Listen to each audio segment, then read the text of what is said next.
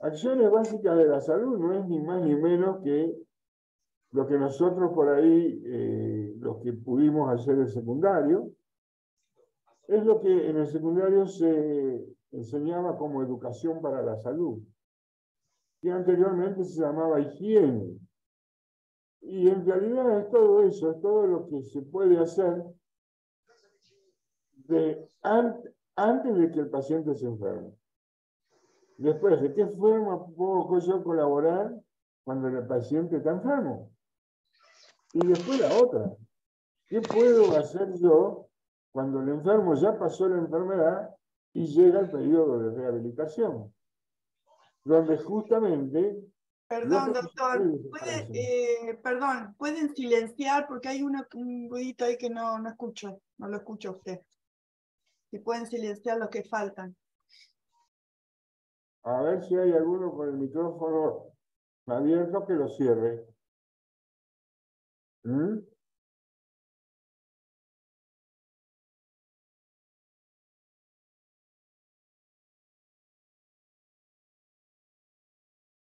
Yo tengo puesto una musiquita, pero parece que está muy fuerte. Ahí está.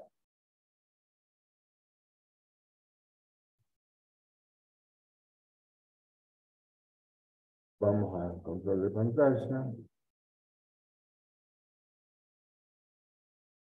¿Están viendo la imagen? Sí, sí. Muy Sí. bien. Bueno, entonces vamos a ver de qué se trata el tema de acciones básicas de la salud. En las acciones básicas de la salud es definitivamente entender la rutina cotidiana como fundamento de la calidad de vida. Es decir, tratar que la persona tenga un bienestar en el desarrollo de su vida, desde lo sanitario. Y también, por supuesto, que lo sanitario abarca todo, lo emocional, lo social, lo psicológico, etcétera, etcétera. Debemos utilizar la inteligencia para mejorar el estilo de vida. Es fundamental la prevención del dolor y de todo tipo de sufrimiento. Y la experiencia y el bienestar como resultado de nuestros hábitos de vida. Por supuesto, trabajar en los hábitos de vida, obviamente que son perjudiciales para el estatus de salud equilibrada. Es importante en este aspecto la práctica de la higiene. Ya vamos a ver en su momento todo lo que es higiene y confort para específicamente la atención directa personal del paciente. Corregir los hábitos erróneos, consejo práctico para los que quieran mejorar la calidad de su vida.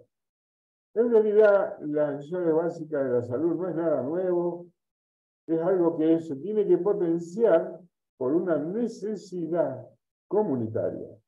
Es decir, cuando la comunidad no tiene acceso directo a los controles de salud, la salud tiene que salir a buscar a los pacientes. Así de sencillo. Y de esa forma se bajan notablemente los índices de enfermedad, de morbilidad y de mortalidad. Que eso ya lo vamos a ir viendo. Ejercer las acciones básicas de la salud nos va a ayudar a volver a nuestra naturaleza verdadera. Es decir, encontrar en la vida un estado de confort que aumente la calidad de vida y indudablemente la expectativa de vida al nacer ha aumentado y ha mejorado simplemente porque ha mejorado la calidad de vida. Y no digo simplemente como algo sencillo, ¿no? Con el esfuerzo justamente de las grandes instituciones mundiales como la Organización Mundial de la Salud, como la Organización Panamericana de la Salud, que están atrás en forma permanente de todo esto. Si nosotros vamos a ser auxiliares, tenemos que conocer claramente cuál es el concepto mundial, universal de salud. Según la Organización Mundial de la Salud, dice que la salud es el completo bienestar físico, mental y social. Y no solo la ausencia de la enfermedad. Por ahí, la enfermedad a veces, un paciente que sufre una enfermedad crónica, va a tener que sobrevivir en el mayor estado de confort, lo que no quiere decir que se cure de su enfermedad. Pero aún en la enfermedad conseguir la mejor calidad de vida, que es precisamente de lo cual nos hacemos responsables. Por supuesto que esa definición queda un poco corta. ¿Por qué? Porque se ha seguido estudiando con respecto a cuáles son los ejes de un estado de salud total. Entonces, hay ciertos aportes que son muy necesarios. La salud, tanto individual como colectiva, sí, a la sociedad, a la comunidad, es el resultado de complejas interacciones entre todos los procesos. Los biológicos, los ecológicos, los culturales, los económicos, los sociales, que se dan en la sociedad y se dan en forma permanente. Nosotros, que ya somos adultos, estamos viviendo en este momento en nuestro país un estado social complejo. Y no es porque la sociedad se haya enfermado, no. Hay situaciones económicas, de convivencia, que en realidad atentan sobre nuestra calidad de vida. ¿Qué hacemos? ¿Rezongamos y nada más? No, vemos de qué forma podemos participar para que aún en esta situación compleja podamos aportar lo que podemos para mejorar la calidad de vida de nuestros individuos, de nuestras personas que integran la sociedad. La sociedad somos todos. Entre el hombre y el ambiente social y natural en que vive hay una estrecha y tremenda relación. Por eso, a la definición anterior que tuvimos de la Organización Mundial de la Salud, la Organización Panamericana de la Salud le incorpora el medio ambiente. El medio ambiente. Y esto es clave. Entonces, si decimos qué es la salud, y bueno, tenemos que tener claro cuál es el concepto de salud porque trabajamos de esto. Entonces decimos que el estado de salud es el completo bienestar físico, mental y social, pero ¿en dónde? En un medio ambiente adecuado.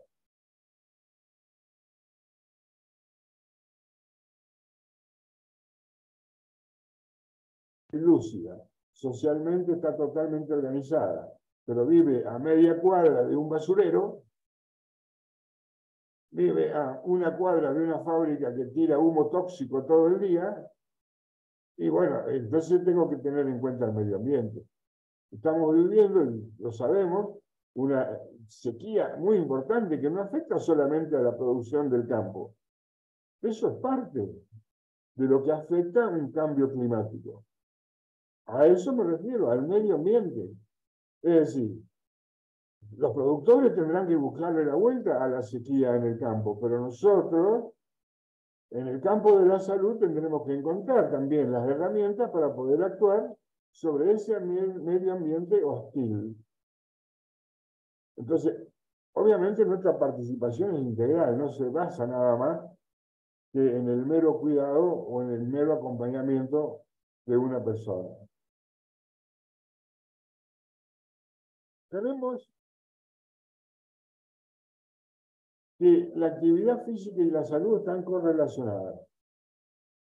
Esta actividad física y la salud intervienen en lo que nosotros vamos a llamar un equilibrio dinámico. Recuerden que para inclusive el parcial, las 9 características que eran propias de los seres vivos. Y una de las características principales por las cuales la persona humana vive es el movimiento. Entonces, tengámoslo presente porque si es una característica básica, veamos cuál es la cantidad de movimiento de actividad física que realizan nuestros pacientes, nuestra comunidad, nuestra sociedad. Por eso el estímulo hacia la actividad física y la salud es importantísimo, porque este equilibrio dinámico interviene en lo que es el cuerpo, en lo que es la mente, en lo que es el ambiente Y si intervienen todos estos elementos, vamos a conseguir el equilibrio buscado, que lo vamos a encontrar en el aspecto físico-químico, en el aspecto biológico y en lo que estamos haciendo mucho hincapié, que a mí me interesa mucho como auxiliar de la salud, en el aspecto psicosociocultural. Muchísimo me interesa. Bastante me interesa, porque es justamente, y ya lo vamos a ir viendo, la base fundamental de poder disminuir los presupuestos, los costos de salud. Cuanto más participación haya de la atención primaria, del primer nivel de atención, de la prevención y promoción de la salud, vamos a tener acceso a mayor cantidad de personas. Hoy estaba escuchando a la mañana la radio temprano, que no es un problema nuestro, pero sí es un problema nuestro. En Salta, una provincia rica, con un turismo floreciente, sin embargo, el problema más grande que tienen es la falta de profesionales de la salud. ¿Pero esto empezó de un día para otro? No, esto empezó hace un tiempo. ¿Y quién tiene que participar activamente en esto? Y el agente sanitario, que es el que hace el diagnóstico social, es el que va a participar activamente en esta situación. Si nosotros no podemos, con toda nuestra tarea, que ya vamos a ver que es muy importante y amplísima, el paciente se va a enfermar. Lo que nosotros tenemos que tratar de evitar que se enferme, es decir, tratar de hacer todo lo posible para evitar la enfermedad, pero inexorablemente, en algún momento algo va a fallar, la persona, el equilibrio homeostático, recuerden la palabra homeostasis, va a fallar el equilibrio hemostático, algo va a fallar, faltó una vacuna, faltó un control, algo falló, que nuestro paciente se enferma. Entonces, ¿qué es la enfermedad? Es cuando se rompe el equilibrio. Cuando se rompe ese equilibrio que estuvimos mencionando anteriormente. ¿Qué equilibrio? Y la del cuerpo, soma, es cuerpo, mente, ambiente. Si hay una ruptura en alguno de estos elementos, obviamente vamos a caer a la enfermedad, manifestada por una insatisfacción total o parcial de alguna necesidad que el organismo no tiene. Puede faltarle muchas cosas: alimento, contención, atención, prevención de enfermedades, vacunas, alimentación. Es innumerable la cantidad de cosas que pueden pasar. Fíjense que Hipócrates no es contemporáneo nuestro, ya es un científico de la época de la Grecia antigua. Sin embargo, tiene una definición con respecto a lo que es el medio sociocultural y el desarrollo de enfermedades, que es espectacular. Para mí que Hipócrates ya no solo vivió en la época de la antigua Grecia, sino que parece ser que vivió en nuestra época, porque fíjense en lo que escribe. ¡Qué magnífico! Quien quiera estudiar debidamente la salud, habrá de proceder de esta forma. A ver qué dice. En primer lugar, tendrá en cuenta las estaciones del año. Perfecto. Son distintas las enfermedades en el invierno, en el verano, en la primavera y en el otoño. Las aguas, fundamental. Agua potable estamos hablando. ¿Sabían ellos en la antigua Grecia que era el agua potable? No, ni idea, pero sabía que las aguas enfermaban si no eran buenas.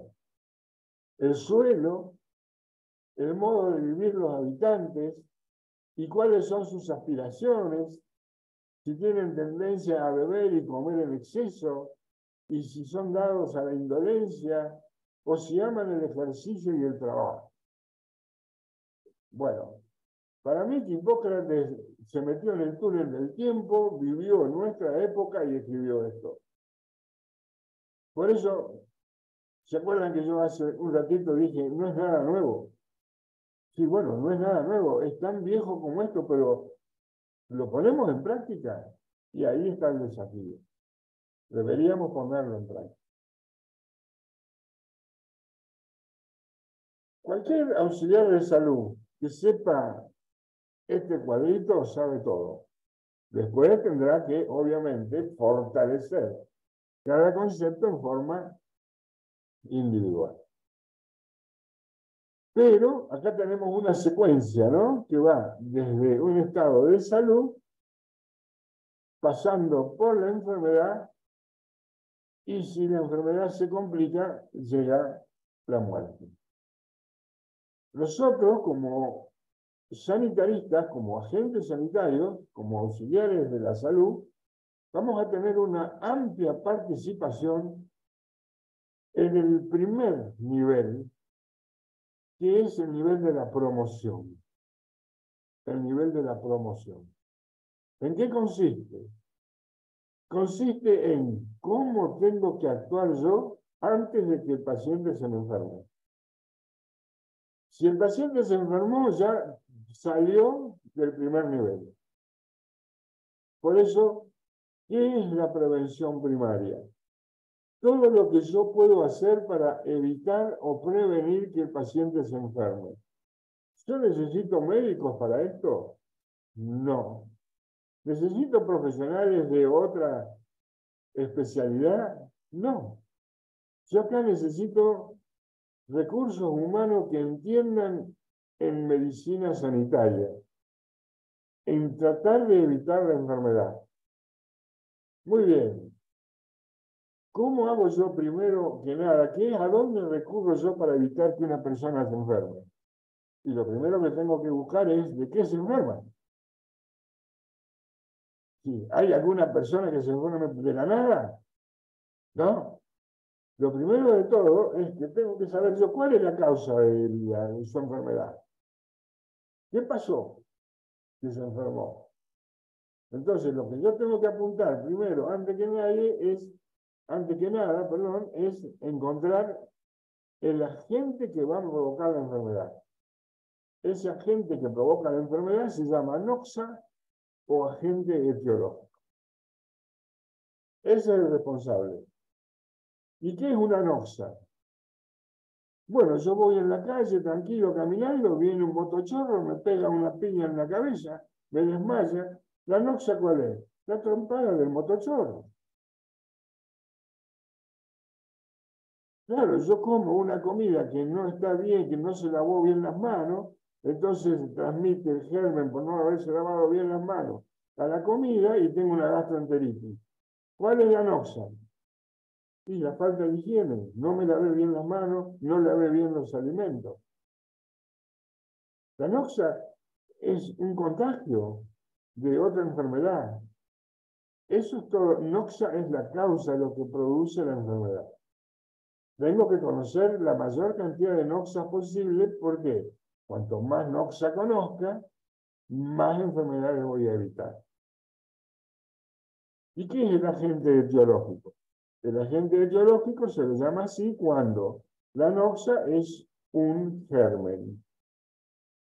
¿Qué germen? Y bueno, una bacteria, un virus, un parásito, un hongo, cuando hay un elemento concreto que me produce la enfermedad. Hablamos de coronavirus, todos vivimos. ¿Y cuál era ahí el agente etiológico? Justamente el virus del SARS, que es el virus sincicial respiratorio, llamado COVID-19, que nos enfermó y en Argentina produjo 135.000 muertos. No es poco, ¿eh? Es muchísimo. ¿Podría haber habido menos muertos? Ustedes deben saber que sí. Agradezcamos que todavía se hicieron las cosas bastante bien. Si se hubieran hecho mejor, seguramente hubiera muerto mucho menos, ¿sí? Seguro. En algunos países hubo mucho menos cantidad de muertos. Pero bueno, eso nos tiene que dejar la experiencia. ¿Qué es la experiencia? La experiencia es la acumulación de conocimiento a través de los errores. Si yo cometí un error una vez, la experiencia me dice que no tengo que volver a repetir el error. Perfecto. Entonces, por eso a la prevención primaria se le llama promoción. tengamos presente que la prevención primaria lo tengo al paciente antes de que se enferme, ¿eh? Antes de que se enferme. Por eso hay muchas enfermedades que se pueden descubrir antes de que aparezca la enfermedad. Y esto es lo que yo tengo que saber. Fundamentalmente las vacunas. Las vacunas evitan que el paciente se enferme. ¿Por qué? Y porque la vacuna hace que el organismo fabrique anticuerpos, después ya vamos a ver bien cómo es este mecanismo, y gracias a eso el paciente tiene una inmunidad fortalecida y no se enferma.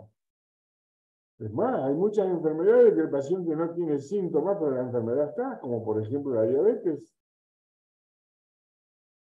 ¿Y cómo puedo saber yo si tiene diabetes o no si no le hago un análisis? Imposible. Entonces, prevención primaria, ¿qué es? Un análisis cuando el paciente no tiene nada. Ahí yo puedo pesquisar una diabetes, puedo pesquisar una enfermedad reumática, puedo pesquisar una enfermedad infecciosa. Por ejemplo, un paciente que vive en una zona endémica para el Chagas masa, pero no tiene síntomas. ¿Yo puedo decir que está enfermo? No. Sin embargo, si vive en una zona donde hay Chagas, solo tengo que hacer una reacción que se llama Machado Guerreiro. Y esa reacción puede darme positiva y el paciente no tener síntomas. Lo que pasa es que a mí, si lo agarro antes de que tenga síntomas, y los resultados van a ser distintos. Obviamente, mucho mejores. Entonces, todo lo que es promoción de la salud es prevención primaria. Todo lo que yo puedo hacer antes de que el paciente se enferme. ¿Para qué existe el Papa Nicolau?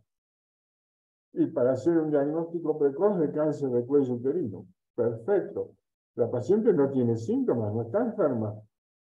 No han aparecido los elementos que me dicen que está enferma. Sin embargo, yo debo hacer un estudio previo, que es el Papa Nicolau, lo que es una radiografía de mama, lo que son los marcadores tumorales para el cáncer de próstata, lo que son los valores del perfil de las grasas en sangre.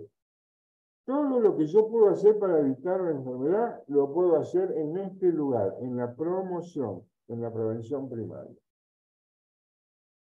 Bien, hicimos todo bien. Hicimos todo bien. Fuimos a buscar al paciente, le hicimos todos los controles, de acuerdo a su historia social, ambiental, le hicimos todos los análisis.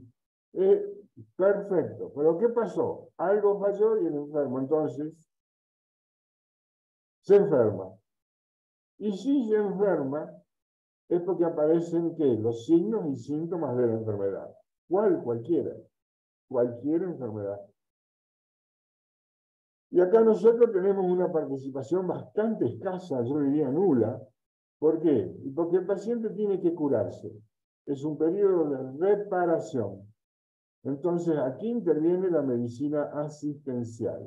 Quiere decir, todos los profesionales que van a tratar de curar mi enfermedad.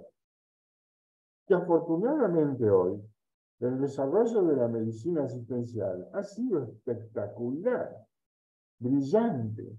Es más, entre la prevención primaria y la protección secundaria, lejos, ha evolucionado mucho más la medicina asistencial que la prevención. Generalmente el paciente va a la consulta de salud cuando está enfermo, no va antes. Y ese es un error. Entonces, obviamente, el caudal de personas que requieren de medicina asistencial es enorme, enorme. ¿Por qué? Porque no se ha podido filtrar nada con la prevención primaria. O se ha filtrado poco. Entonces tenemos enorme cantidad de enfermos que nos obligan a ir mejorando permanentemente lo que son los recursos humanos, los recursos físicos, brutales hospitales, montones de ambulancias, equipos de radio, diagnósticos, tratamientos, bombas de qué sé yo para el tratamiento del cáncer. Es una inversión que el presupuesto de salud se lo come todo, la curación. la asistencia médica, sin darnos cuenta que todo eso se podría hacer muchísimo más económico si le diéramos la real importancia a la prevención primaria. ¿Qué pasa acá? Pasa que con lo que estoy diciendo, la medicina asistencial avanzó tanto que se curan enorme cantidad de enfermedades, y yo lo puedo decir como médico viejo, no como persona humana o vieja. Como médico viejo puedo decir que hay enorme cantidad de enfermedades donde no había nada que hacer, y la gente se moría. Se moría. No tenía sobrevida. Bueno, hoy enorme cantidad de esas enfermedades se curan. Y hay otras que si no se curan tienen una sobrevida espectacular. Es impresionante el cambio que ha habido por el desarrollo de la medicina asistencial. Muy bien. Acá aparece otro problema que debemos rescatar, que es la prevención terciaria. ¿En qué consiste la prevención terciaria? La prevención terciaria consiste en la rehabilitación. Generalmente el paciente que sale de la medicina asistencial, que digamos que se curó, va a necesitar un periodo de rehabilitación en donde podemos lograr la reparación total y volver al estado que el paciente tenía antes de enfermarse. Hay otros pacientes que no se recuperan totalmente y que quedan con algunas secuelas transitorias. Y hay, desgraciadamente, otras enfermedades que el paciente se cura, abandonó el estado de enfermedad, pero le han quedado secuelas o le han quedado complicaciones que son permanentes. En este caso, ven cómo las flechas van y vienen de la rehabilitación a la medicina asistencial. Quiere decir que en la rehabilitación es muy importante que la rehabilitación se cumpla. Y les tengo que dar una pésima noticia. Si la prevención primaria, que es la promoción, no funciona, la prevención terciaria, que es la rehabilitación, funciona peor. Funciona peor. Desgraciadamente, la rehabilitación es muy escasa, por lo tanto, muchos pacientes que no hacen la rehabilitación adecuada, entonces vuelven a engrosar otra vez los costos de la medicina asistencial. Precisamente ¿por qué? Y porque no se hace la rehabilitación adecuada. Entonces, ese paciente es un paciente costoso para los presupuestos de salud, porque son pacientes que por no haber hecho una recuperación de su enfermedad como correspondía, volvió a la internación, a los estudios, a los tratamientos costosos, etcétera, etcétera, etcétera. En el mundo, desde que se desarrolló el encuentro de Alma-Ata, hasta la fecha, se habla muchísimo de lo que es la atención primaria. Yo que estoy en contacto con muchos centros de desarrollo de atención primaria, veo que hay una preocupación notable y la necesidad de establecer fuerzas activas en la atención primaria. Pero los resultados todavía hoy no se ven.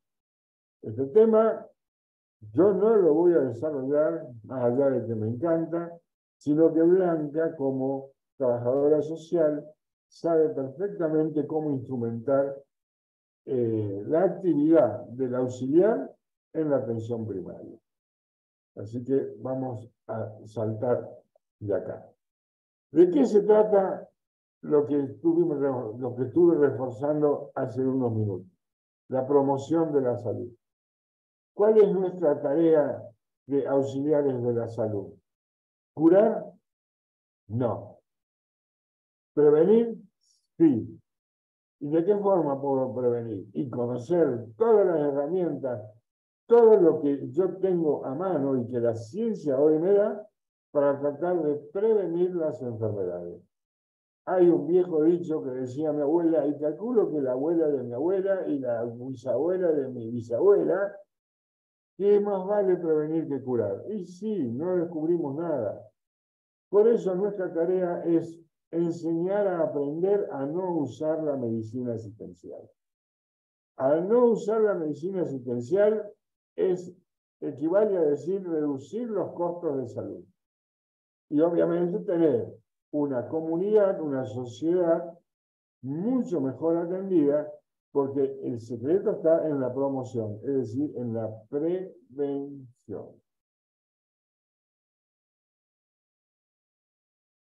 Habíamos dicho que para poder empezar a actuar, nosotros necesitamos un primer escalón. Yo no puedo subir una escalera si no tengo el primer, segundo escalón. No puedo empezar a subir una escalera que le falten los escalones principales, que son los de inicio. Entonces, ¿quién es el responsable de la que provoca la enfermedad? Como dijimos, la noxa o el agente etiológico. Que nosotros podríamos descubrirlo antes de que aparezca la enfermedad. Y esta es nuestra tarea. Que quede claro, la promoción de la salud, la prevención primaria, es mi actuación directa con lo que es la medicina sanitaria. Yo tengo que evitar que el paciente pase al segundo, a la prevención secundaria, que es la reparación. No tengo que curar al paciente. Y esa medicina asistencial es la que se lleva todos los recursos, todos los presupuestos de salud, van a parar en grandes hospitales, grandes servicios, ambulancias, recursos humanos sofisticados, tecnología sofisticada, bombas de cobalto, bombas de lo otro, enorme cantidad de parafernalia para estudios complejos. ¿Está bien? Por supuesto que está bien. No estoy diciendo que esté mal. Estoy hablando de la optimización de recursos, que no solo son económicos, sino también de la salud. Yo quiero que la cantidad, la masa de pacientes, de personas humanas, no se enfermen para tratar de evitar la medicina asistencial. Ese es el logro máximo de lo que sería la prevención primaria. De esto Blanca les va a dar una salsa más o menos, así que voy a saltar a la rehabilitación. Si la rehabilitación dijimos que era la reparación, la recuperación de la salud, la rehabilitación, que tiene mucho que ver con la medicina asistencial. ¿Por qué? Porque si la rehabilitación no es eficiente, el paciente vuelve otra vez a engrosar los pacientes en medicina asistencial. Todo por una mala rehabilitación, por una mala recuperación, por el dado de alta. Ese paciente se curó. Perfecto. Y ahí en adelante, si no tienen los cuidados necesarios, a corto plazo va a volver a la medicina asistencial. Y eso aumentando notablemente los costos asistenciales. Dijimos que la noxa es cualquier elemento que ataca a una persona humana y va a provocar enfermedad. En el organismo se van a desarrollar enorme cantidad de mecanismos, recuerden, homeostáticos, es decir, mecanismos de defensa, que el organismo se va a tratar de defender solo, hasta donde pueda. Si la persona tiene los elementos para defenderse sola, si está bien físicamente, si está bien mentalmente, si vive en un medio ambiente adecuado, si tiene buena alimentación, si tiene buena contención social y demás, seguramente va a desarrollar esos mecanismos homeostáticos y su enfermedad va a pasar a ser algo transitorio. Un proceso que no va a traer demasiado problema. Y encima con la posibilidad de hacer un diagnóstico precoz, por lo tanto el tratamiento van a ser mucho más efectivos y más económicos. Mientras que si carecemos de todo lo antedicho, no vamos a tener un diagnóstico precoz, las alteraciones patológicas van a ser mucho más severas, la enfermedad más compleja y los costos de atención, obviamente, ni hablar, se van a ir a las nubes. Toda enfermedad, una vez diagnosticado, va a necesitar tratamiento. Y ahí ya tenemos otro verdadero desafío, del cual yo no voy a participar porque yo, como auxiliar de salud, no voy a hacer tratamiento. Pero ¿qué hago? puedo vigilarlo. Y es poco, es todo, porque yo tengo un resultado de un estudio que se hizo en la cátedra de psiquiatría de la UBA, de la Universidad de Buenos Aires, en la cátedra de psiquiatría del Hospital de Clínica. Yo ya se lo mencioné a esto, pero yo lo uso mucho a este resultado porque es pavoroso, es preocupante, porque esto es actual. El 75% de las personas con enfermedades crónicas, voy a repetirlo porque por ahí alguno no lo entendió, el 75% de los pacientes con enfermedades crónicas mueren no por la enfermedad, sino por el mal tratamiento, por el incumplimiento del tratamiento. Entonces, ¿qué hago yo? Dando un tratamiento de lujo si el paciente no lo va a cumplir. ¿Quién es responsable de que el tratamiento se cumpla? ¿El médico? Y qué sé yo diría que sí, pero una vez que hizo la receta, que dijo cómo tenía que tomar los medicamentos, el médico desaparece totalmente de la escena. Y ahí el más va a pasar por la secretaria, por el auxiliar de farmacia, por el auxiliar de enfermería, por el acompañante terapéutico, por el agente sanitario, va a pasar por todos los auxiliares. Inclusive sobre la familia, que muchas veces la familia, siempre en toda la familia hay una tía que sabe todo y que encarajina las cosas. Porque dice, no, eso es lo que dio el médico, no, hay que darle tal cosa. Y terminan dándole lo que dice la tía sabionda. Y se arma un quilombo bárbaro. Entonces, fíjense que del tratamiento también somos responsables, porque nosotros vamos a estar 6, 8 horas con el paciente. Y vamos a ver si toma o no toma bien la medicación, si cumple con las medidas generales, si cumple con todas las indicaciones que le dieron los profesionales. Entonces, también soy responsable del cumplimiento del tratamiento. Si el tratamiento es adecuado, lo más probable es que tenga restitución de la salud, que no haya secuelas, y si hay secuelas, que sean la menor complejidad posible. Si el tratamiento es insuficiente, fíjense todo lo que provoca. Prolonga el sufrimiento, es decir, prolonga la morbilidad, las complicaciones de la enfermedad. Reinternaciones costosas. Es más, cada vez que se reinterna le vuelven a repetir todos los estudios. ¿Quién paga todos esos estudios? De gusto, otra vez todo lo mismo, algo que tiene hecho hace un mes, 2 meses. Y obviamente acelera. ¿Acelera qué? Las dificultades económicas.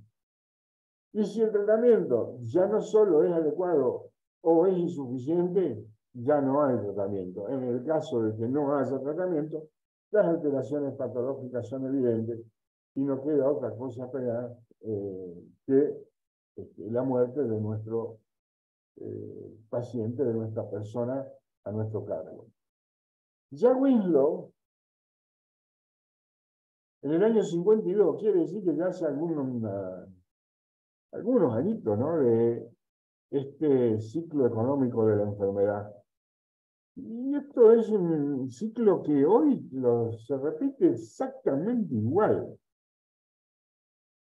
Veamos, hagamos un análisis sencillo de esto. Vamos a repetir como loro lo que dice Winslow. Baja producción de bienes y servicios, ¿qué es lo que produce? Salarios insuficientes. Esos salarios insuficientes, ¿qué es lo que producen? Nutrición deficiente, vivienda y vestuario inadecuado, educación incompleta. ¿Y esto qué genera? Más enfermedad. Más enfermedad, ¿qué es lo que produce? Una energía humana de baja calidad. Ya el que no trabaja ya se acostumbra a no trabajar y reemplaza la enfermedad crónica por su enfermedad. El trabajo en estos casos es ineficiente, por lo tanto, se acentúa que la baja de producción de bienes y servicios. Es un ciclo económico descrito por Winslow en el año 52, de esto ya hace 70 años, 73 años, 72 años, y sigue exactamente igual. ¿Qué pasa con el cumplimiento de este ciclo? ¿Qué vamos a encontrar? Más enfermedad. ¿Por qué? Porque hay poca inversión en la medicina preventiva y todo el costo, todo el presupuesto de la salud va a parar, o la gran mayoría, la gran inversión a la medicina asistencial, es decir, a la atención médica.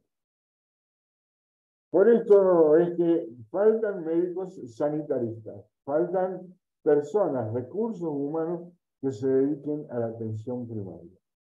Y esto es el objetivo, la fuerza que yo quiero poner en esta clase de acciones básicas de la salud.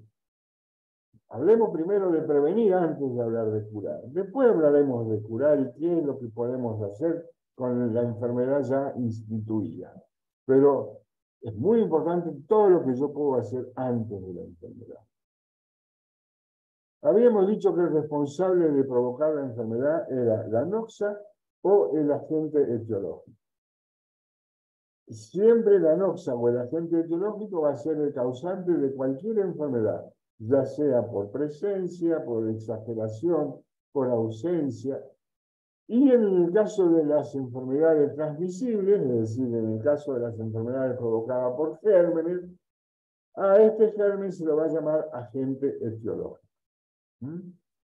El huésped, tengamos siempre presente este porque a partir de ahora ya lo vamos a nombrar muchas veces.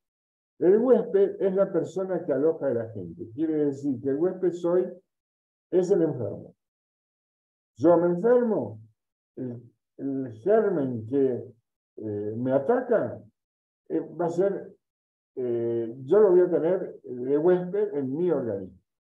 Por lo tanto, el huésped es la persona donde se aloja el agente sanitario. El ambiente es muy importante, por lo que estuvimos diciendo. Es el conjunto de condiciones que pueden contrarrestar o predisponer a la acción de estos agentes. Ahora vamos a ver, tengo algunas diapositivas que son impresionantes, realmente, cómo se gasta dinero y recursos mal, porque ¿qué hago yo dando medicación antiparasitaria si tengo un río contaminado con gérmenes al lado de mi vivienda? El antiparasitario va a matar transitoriamente los parásitos que pueda haber ingresado al huésped. Pero me realimento permanentemente con la contaminación de las aguas esas contaminadas. Tengo que poner en orden de prioridades qué actuación tener para poder lograr la prevención, que a veces está, como lo estoy diciendo, en el medio ambiente, y no en la fortaleza de nuestro paciente, de nuestro enfermo. Vamos a ver un poco clasificación de enfermedades o de las enfermedades más comunes que nosotros como auxiliares de salud vamos a tener. Las enfermedades infectocontagiosas o transmisibles son las responsables de provocar las infecciones. ¿Qué es una infección? Es la entrada de la noxa llamada agente etiológico al organismo. Una vez ingresada, es lo que provoca la enfermedad. Hay muchas formas de que este germen, de este agente etiológico, pueda ingresar al organismo. La principal es el contagio. El contagio es la transmisión de la enfermedad de un individuo enfermo a uno sano y puede ser directa a través de la gotita de fluje, que es la gotita que sale de la boca, de la nariz, que se llama microgota de fluje. Recuerden que en la pandemia era la obligación de usar el barbijo, mal llamado tapaboca. Todavía hoy me da bronca cuando me acuerdo que se sigue diciendo tapaboca. ¿Qué anda la gente? Con la boca tapada, pero andan distribuyendo gérmenes que salen de la nariz. Entonces, el barbijo es tapar media cara, tapar nariz y boca, no tapaboca. Yo veía que algunos médicos todavía, los infectólogos que aparecían como hormigas, diciendo tapaboca, yo me quería morir. No es tapaboca, tiene que tapar la nariz también. Perdón. ¿De qué manera indirecto? Y a través de los utensilios, ropa, toallas, cubiertos, platos, sábanas, etcétera, etcétera. Si yo tengo un enfermo en la familia que tiene una enfermedad infecciosa, obviamente trataré de aislarlo en el domicilio para que no tenga posibilidad de contagio al resto de la familia. El primer periodo del contagio es la incubación. Y esto es algo que yo quiero que ustedes sepan muy bien, porque el hecho de saber esto les va a dar mucho más vuelo cuando tengan que dar un consejo, cuando tengan que enseñar a alguien. El periodo de incubación es el periodo que va desde que la persona se contagia hasta que aparecen las manifestaciones de la enfermedad. ¿Qué quiere decir? Yo fui a la casa de una persona que tenía hepatitis. Por supuesto me contagié, porque no tuve la precaución de hacer las medidas de prevención. Entonces, ese contagio va a tener un periodo, que es el primer periodo, que se llama periodo de incubación. Perdón. ¿Y por qué es importante saber esto? Porque muchos médicos, y con esto yo no es que hable mal de los colegas, de todos modos si hablo mal de algún colega o de algo, es porque ya soy médico viejo y me da la autoridad para hacerlo. Y si no, estudiémoslo y van a ver qué es lo que yo digo. Hay muchos médicos que dicen debe estar incubando algo. Error. Porque en la incubación no hay síntomas. Si la persona tiene fiebre, tiene tos, tiene febrícula, no es que está incubando algo, ya está enfermo. Si ya tiene dolor de garganta, a lo mejor está incubando una angina. No, ya está con la angina. Si tiene tos, ya tiene la bronquitis. No está incubando una bronquitis. Es decir, en la incubación no hay síntomas, que quede claro. Eso que dicen debe estar incubando algo no sirve. Si tiene algún síntoma, ya está la enfermedad. En la incubación no hay enfermedad. Por eso es importante saberlo. ¿Por qué? Porque yo fui a visitar a un amigo que no tenía nada y sin embargo me contagió. ¿Cómo que no tenía nada?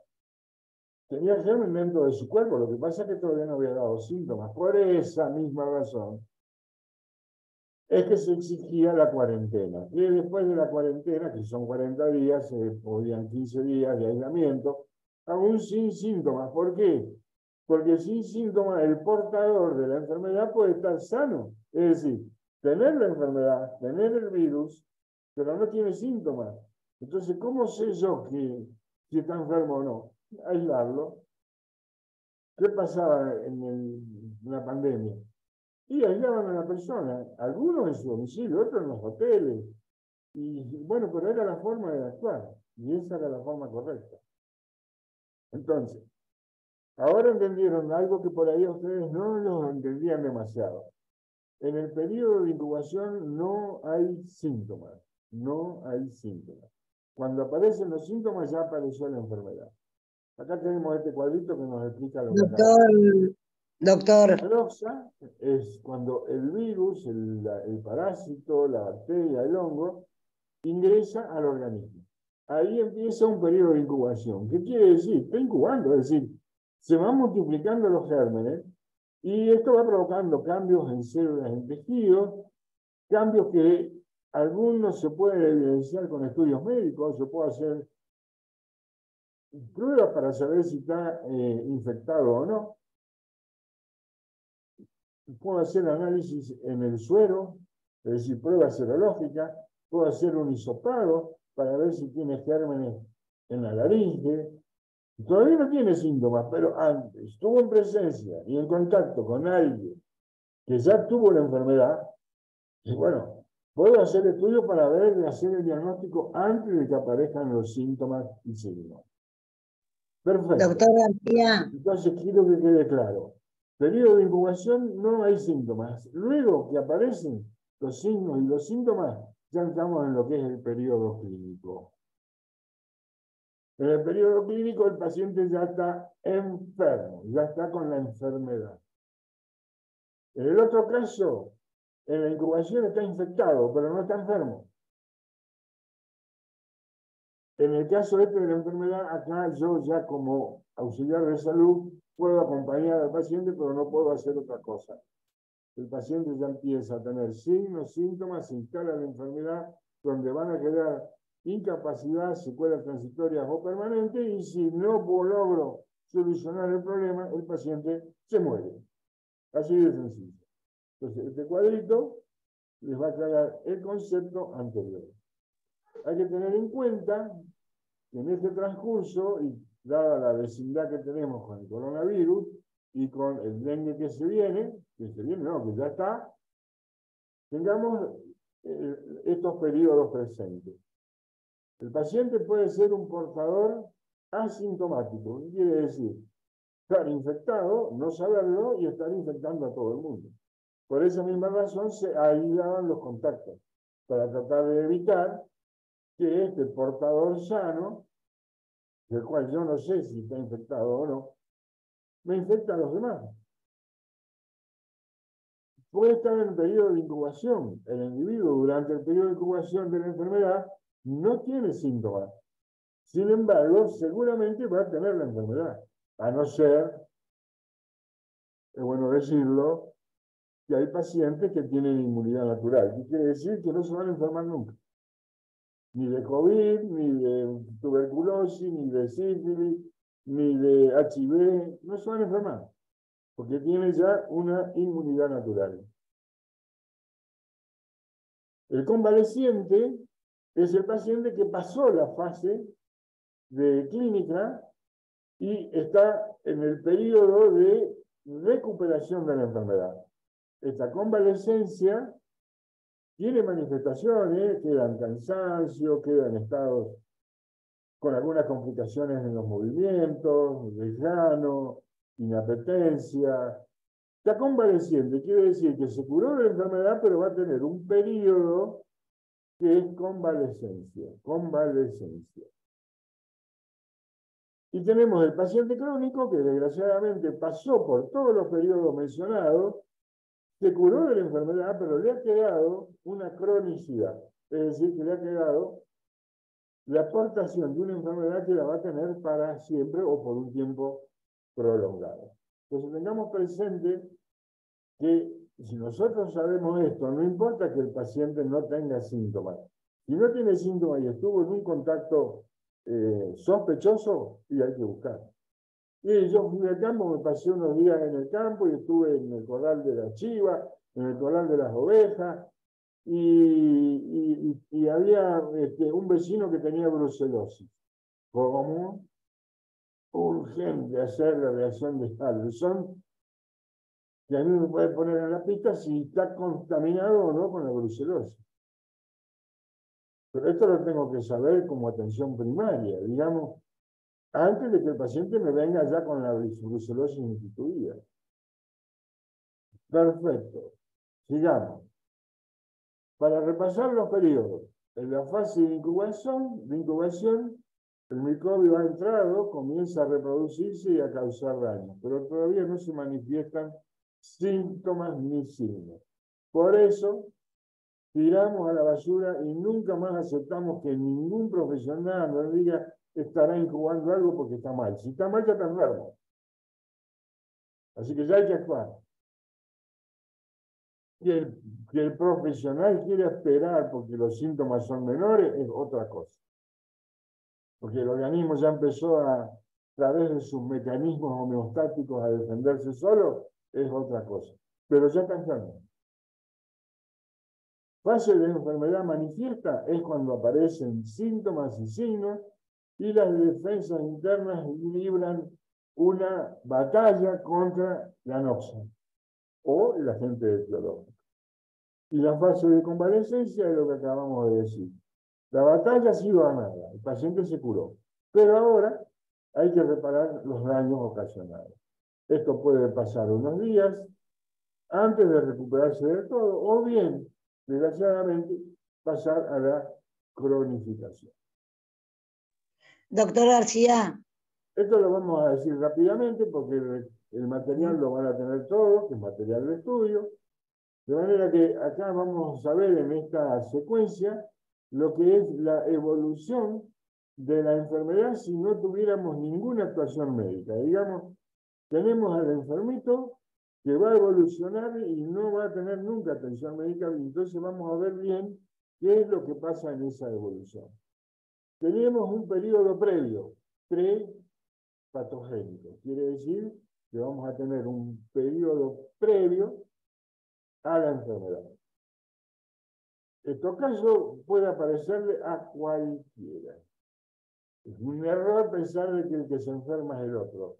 Acá cuando se enferma el otro nos enfermamos todos. ¿Por qué? Y porque a cualquiera le puede pasar. No que a mí no me va a pasar, esto le pasa al otro, a mí no. Bueno, eso a partir de hoy, si son agentes sanitarios en serio y han aprendido bien, siempre van a respetar como que el enfermo soy yo, no es el otro. Soy yo. Eso es empatía, ponerme en el lugar del enfermo. Cuando hay un enfermo en la casa, todos estamos enfermos. No, Carlito está enfermo, yo no tengo nada, se enfermó Carlito. Sí, pero mañana puede ser José, y pasado puede ser Anita, y así sucesivamente. Entonces, siempre, cuando es uno el enfermo, considera que todos estamos enfermos. Esa visión psicosocial, cultural de la enfermedad, es el paradigma en el cual yo asiento el conocimiento. Hay un enfermo en la casa, todos estamos enfermos. Hasta el perro está enfermo, y si no me digan los que tienen perro, si alguna vez nos cayó alguien enfermo y el perro anda triste. Sí.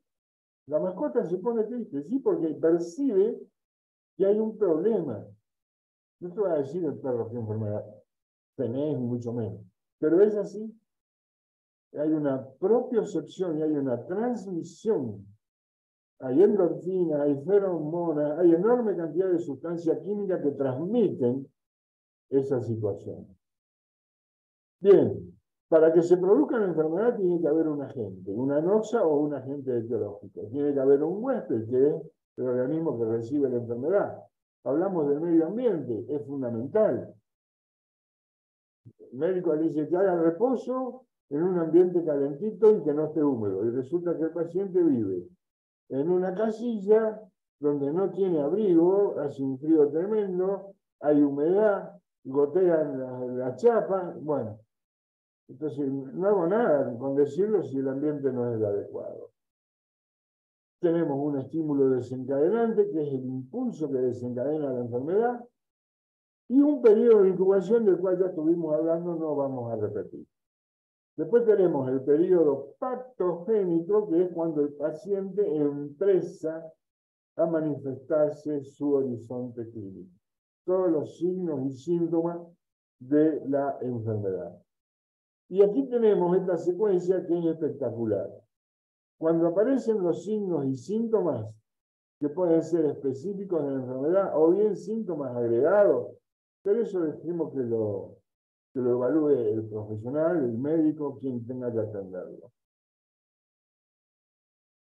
Esa enfermedad puede transcurrir y no pasar absolutamente nada. Pero si yo no lo atiendo bien, no hago el tratamiento adecuado, no hice diagnóstico, digamos que dijimos en un paciente el cual no tiene atención médica, esa enfermedad se va a transformar en una enfermedad grave.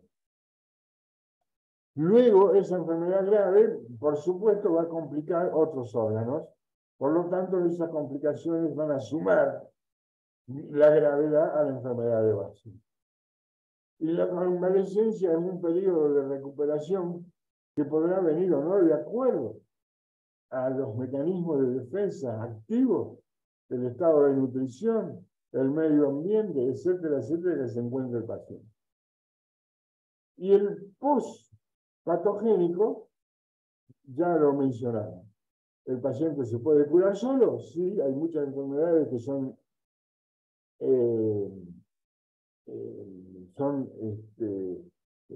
autolimitadas, quiere decir, aunque yo no le dé nada, la enfermedad se cura lo mismo. En caso de una gastroenteritis, la mayoría de las gastroenteríticas se curan solas. ¿Por qué? Porque el organismo se recompone solo. Cuando no se recompone solo es cuando yo necesito tratamiento. sea que la curación puede ser que se cure solo. Un resfrío se cura solo. Lo que yo puedo tomar es algo para que mejore los síntomas de la nariz congestionada, la secreción, pero esa virosis se cura sola. La cronicidad, bueno, cuando la enfermedad se extiende en el tiempo, las secuelas dijimos, cuando quedan alteraciones que provocó la enfermedad, y obviamente la muerte es la lucha continua, la lucha permanente. Vamos a hablar dos palabritas del dengue, porque esta situación actual es preocupante. Hay algunas provincias donde ya la situación está complicada. Es un virus que no aparece en el aire como el coronavirus, que no aparece en cualquier parte. El virus es inoculado por la picadura de este mosquito que se llama Aedes aegypti y que es el que transmite la enfermedad. Entonces, antes de empezar a hablar, mucho que se puede hablar del dengue. Ahora estamos al borde de que aparezca una vacuna, pero después hablamos de eso. Hoy por hoy, la única que hay es prevenirlo, evitar la enfermedad.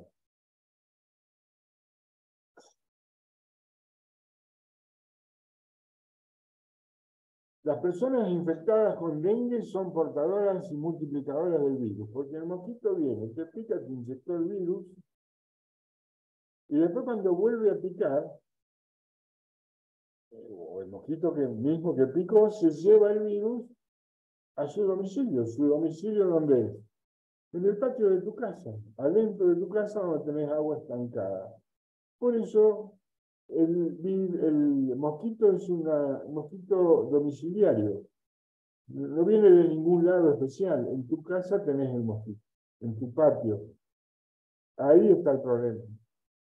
El dengue proviene de la palabra dinga o dinja de África, que es cuando el paciente consultaba por dolores intensos de los huesos, calambres importantísimos, y consideraban que esto era provocado por la acción de un espíritu maldito.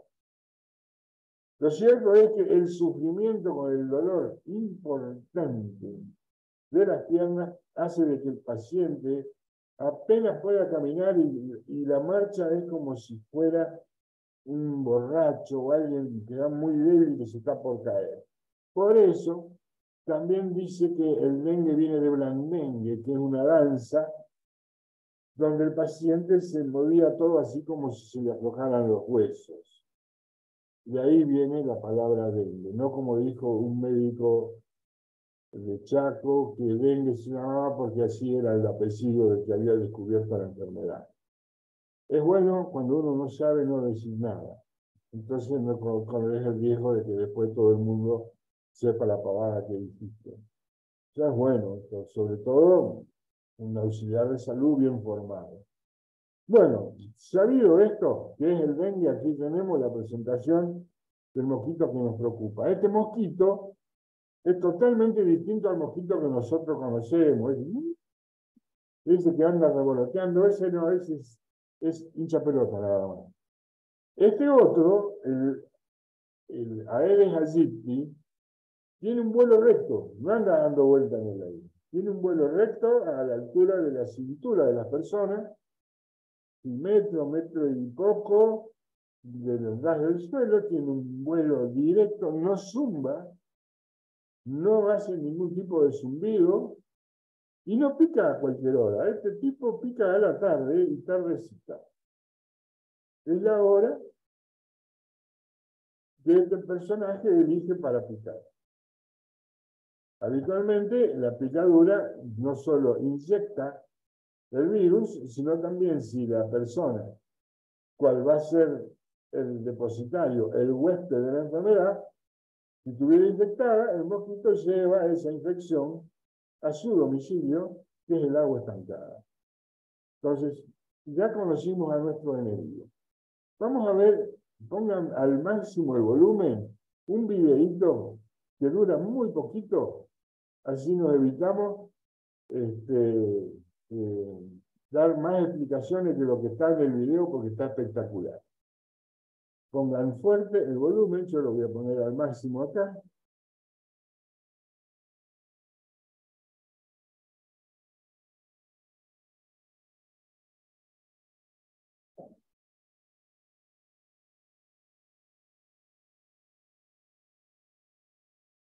¿Qué tan mortales y qué es el dengue?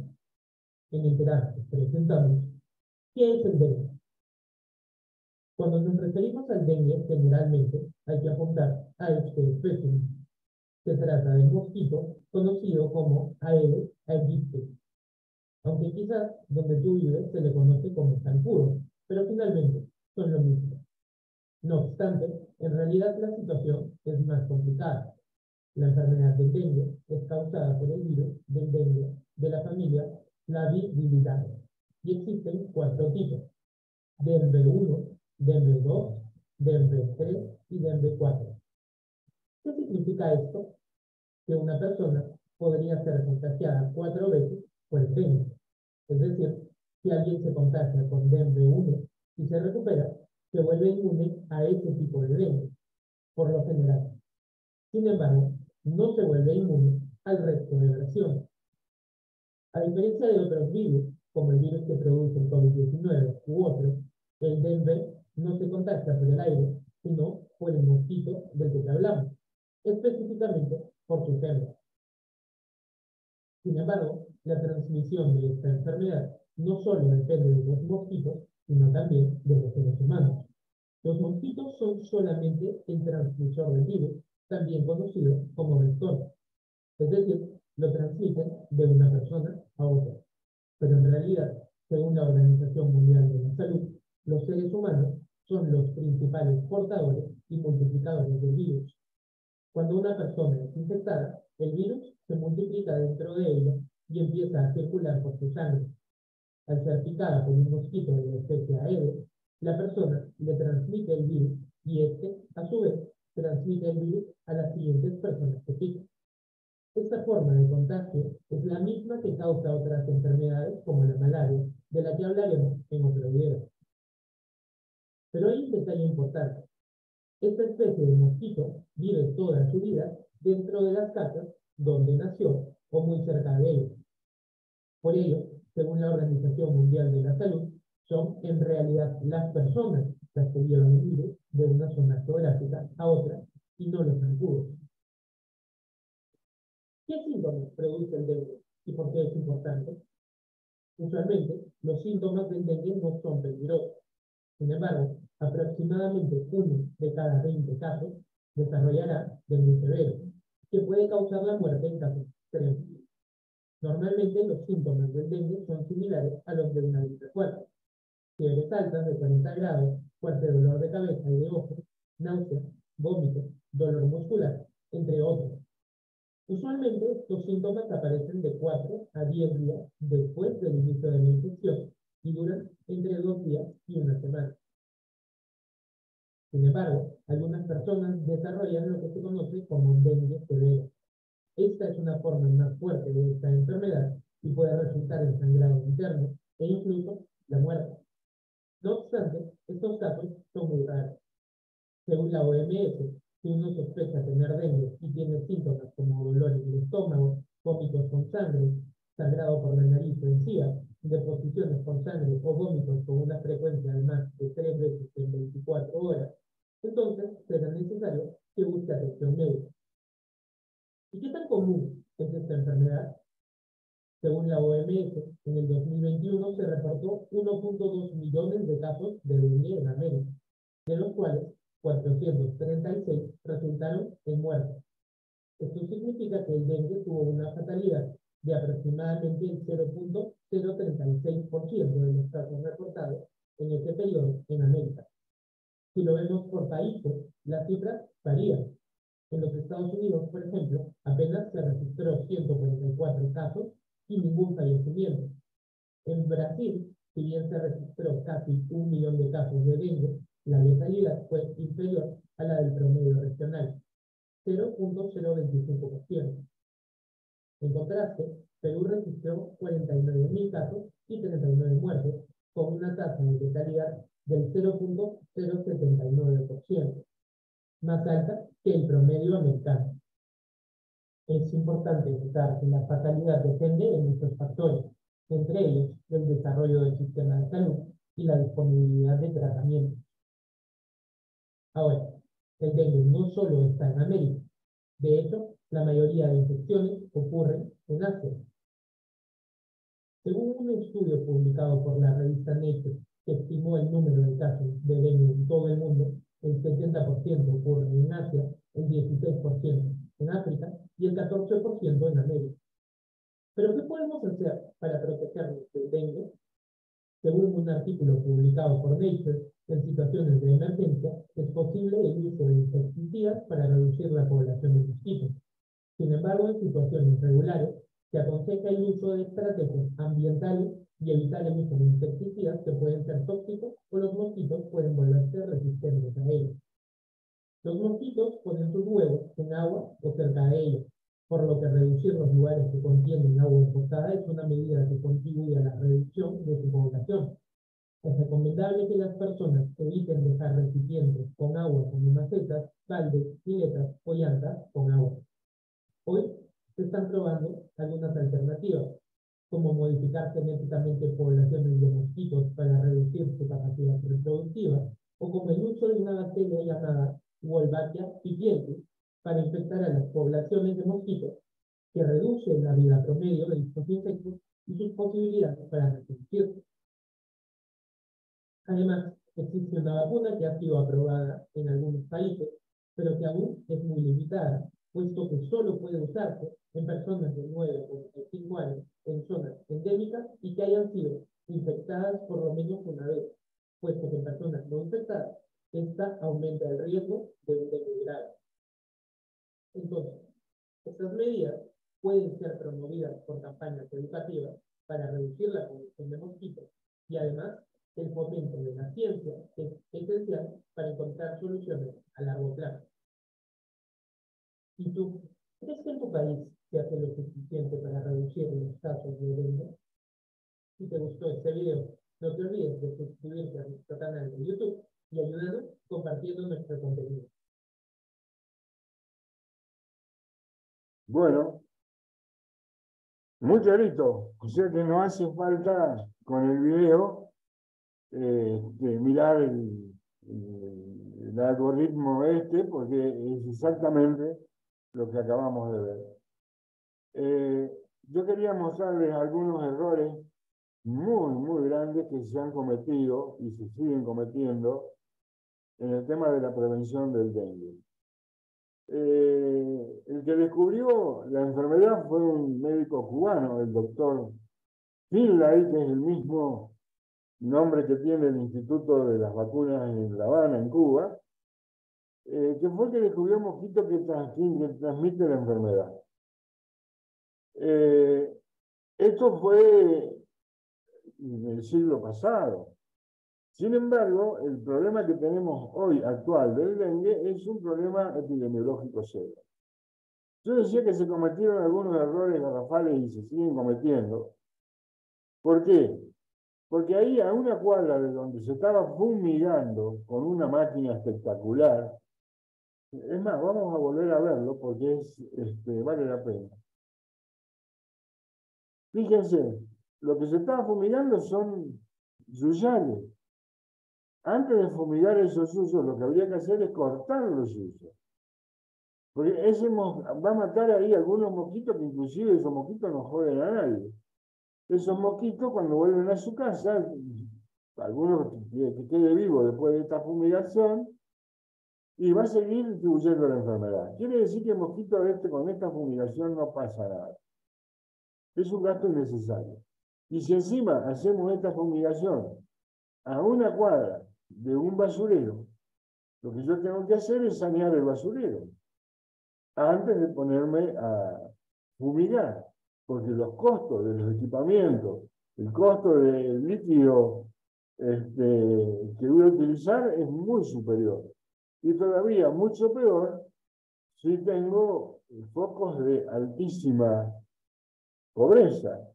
¿Qué hago? ¿Cómo llego a educar a estas personas con el tema del agua si ni siquiera agua potable tienen? si ni siquiera tienen cloaca? Bueno, haré lo que pueda, pero veo que tengo que empezar mucho antes la prevención y no en un sofisticado sistema de fumigación, que sería el último. Otro de los errores que yo he visto, por eso lo manifiesto, y aparte porque me gusta la medicina sanitaria, el semejante cartel puesto en un hospital en el norte de nuestro país, donde fíjense la importancia que le da el público al cartel. El costo de cada banner de este tipo, bueno, hoy con los precios actuales es difícil poder decirlo, pero debe rondar los 7, 8 mil pesos cada banner de este tipo, tranquilamente. Y calculen la cantidad que se han hecho para ser distribuidos en todas las zonas donde azota el dengue, es un dinero mal gastado. ¿Por qué? Y si tenemos en cuenta que el 50% de la población es analfabeta, ya vamos a tener el 50% de las personas que circulan por ese lugar no leen el cuadro o el banner, por lindo o atractivo que sea. De manera que nada reemplaza a la comunicación personal, el trabajo mano a mano con los agentes sanitarios, con los auxiliares de salud. Y con la educación personalizada, insisto, es mucho más efectivo esto que no tiene nada escrito, pero donde explico claramente cuáles son los lugares donde el mosquito se va a desarrollar. En cacharros olvidados, en cubiertas, en canaletas, en macetas, en los paramacetas, en botellas, en todos los lugares donde se junte agua, ahí está la reproducción permanente del mosquito.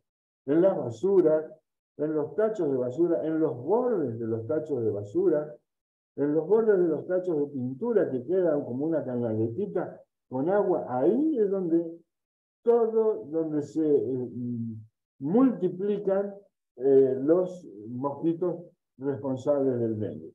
Y hoy en día es un problema serio, ya lo vamos a ver por qué. Atención, si presenta fiebre alta, dolor de cabeza, dolor de las articulaciones, muscular, dolor detrás de los ojos, manchas en la piel, no recurra a la automedicación. Aparte, recuérdense de una máxima que nos decía nuestro gran maestro de infecciosas, profesor Bergoglio, que decía, no hay dengue sin fiebre. Es decir, en época o en lugares donde hay dengue y aparece fiebre, hay urgencia a la consulta. ¿Cuál es el consejo más práctico? Eliminar los objetos que sirven para criar mosquitos. Es mucho más efectivo que la parafernalia de los fumigadores y cosas que en realidad es venta de humo nada más. Mantener limpio y desmalezado el patio de tu casa. Claro, voy a fumigar el pasto que tengo que cortar. No tiene sentido. No tiene ningún sentido. Tapa y lava constantemente los recipientes que contengan agua. Limpia frecuentemente canaletas, desagües, drenajes, etc. Evitar las picaduras, utilizar repelente y optimizar el uso de mosquiteros. Todo esto, si yo se lo doy suelto al usuario, al consumidor, al posible paciente, pierdo el tiempo. Esto tiene que ser distribuido en forma personal por el agente sanitario.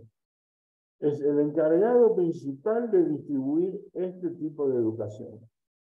¿Cuáles son los síntomas principales? Acá tenemos una imagen, una detallada, que no lo vamos a repetir porque ya lo dijimos, pero reitero, el material les va a quedar a ustedes. Lo mismo que esta otra, le va a quedar como refuerzo por si les interesa o por si les toca actuar. Esta es una noticia actual, muy actual, y veamos por qué la preocupación. Hay aumento de casos de dengue que entonces se acelera el análisis de una vacuna japonesa que cubre las cuatro variantes que vimos en el video. Esta vacuna está próxima a ingresar al país, todavía no está. En algunos países está autorizada. En la Argentina está en vía de eso, por eso el ANMAT, que es nuestra agencia reguladora de medicamentos, Está analizando la vacuna Denga, que es del laboratorio Takeda, y que tiene un solo tetravalente. Quiere decir que cubre las 4 variantes. Esta vacuna se aprobó hace un mes en Brasil y podría seguir el mismo camino en la Argentina en los próximos días. Esta situación es acuciante. ¿Por qué? Porque la circulación del virus ya fue identificada en 14 jurisdicciones.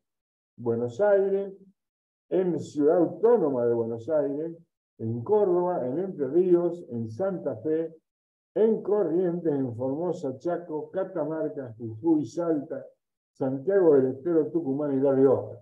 Quiere decir que no es poca cosa.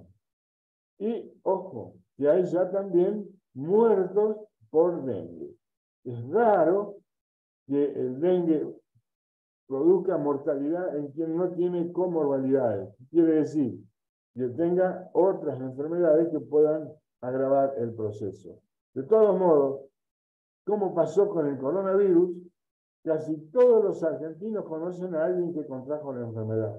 Eso fue el comienzo, cuando todavía no creíamos demasiado el desastre que iba a provocar. Está bien, no hay que ser alarmista. No tiene el poder de exterminio, de mortalidad, como acabamos de ver, que tenía el coronavirus. Pero también había un desmerecimiento, había como una especie de ignorar la pandemia, y esto no solo pasó en nuestro país, sino en casi todo el mundo. Entonces, ¿qué dijimos al comienzo de la clase? Más vale prevenir que curar. No empecemos a actuar cuando ya tenemos la soga al cuello. Tenemos que actuar antes.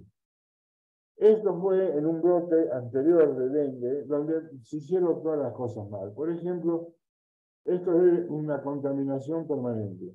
Aparte, como ustedes ven, todos los síntomas que vimos del dengue. ¿En algún lugar ustedes vieron que actuaba sobre la presión arterial? No. De manera que esto es un desgaste de energía y de recursos humanos totalmente de gusto. Para controlarse la presión arterial no hace falta activar ningún mecanismo para prevenir el dengue.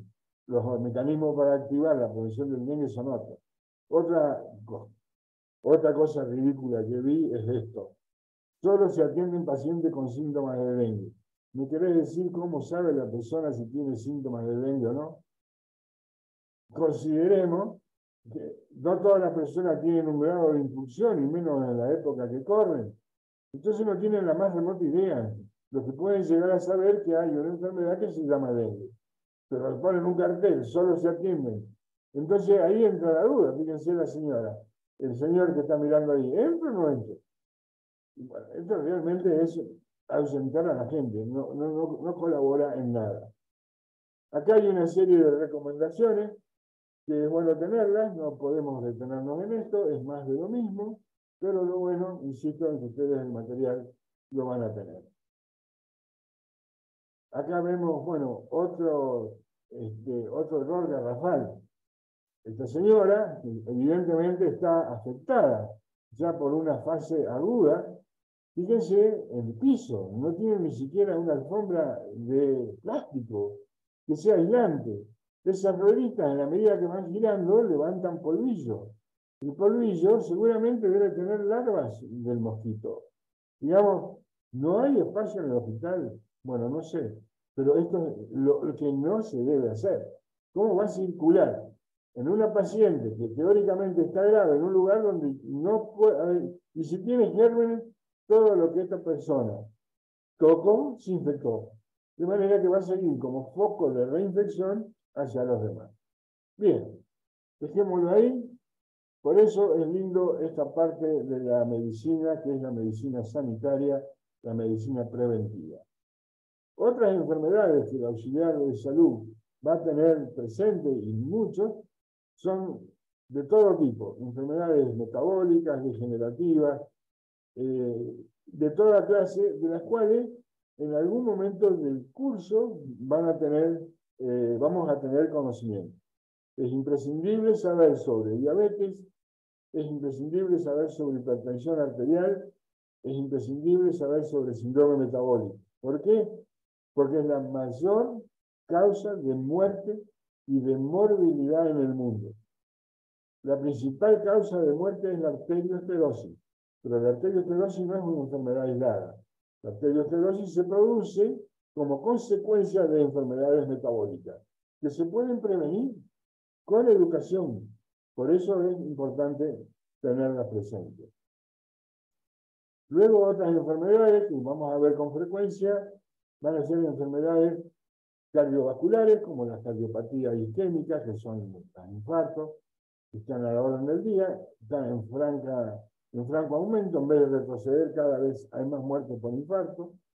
Neoplasias, es decir, tumores, en esto sí se avanzó mucho, pero el cáncer sigue siendo una preocupación altamente significativa en lo que es el aspecto sanitario y sobre todo en el aspecto de la prevención.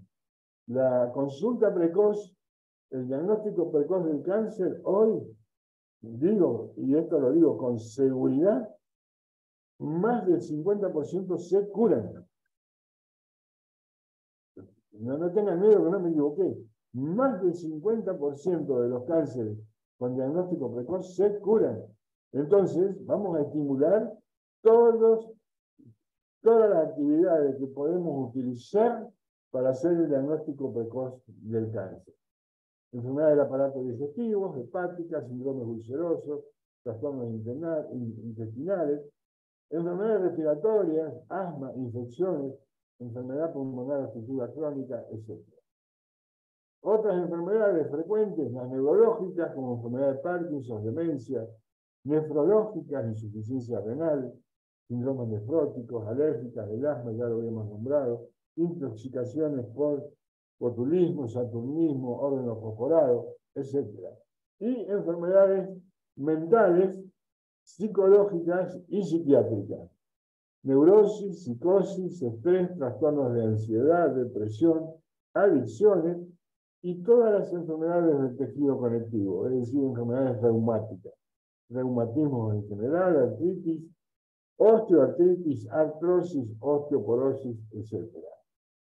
Vamos a definir algunos términos que vamos a utilizar seguramente alguna vez.